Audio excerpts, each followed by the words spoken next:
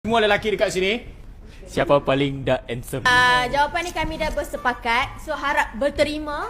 Dan kami dah jujur dah ni ya.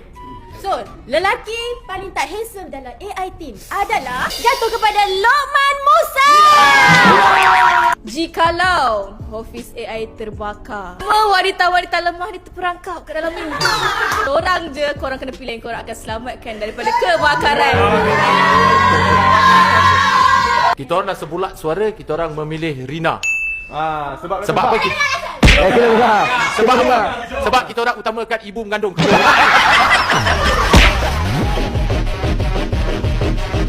Talent lelaki ni dia panjat pokok. Panjat pokok tu. Semua talent tu dah kena petik. Pokok semua patah.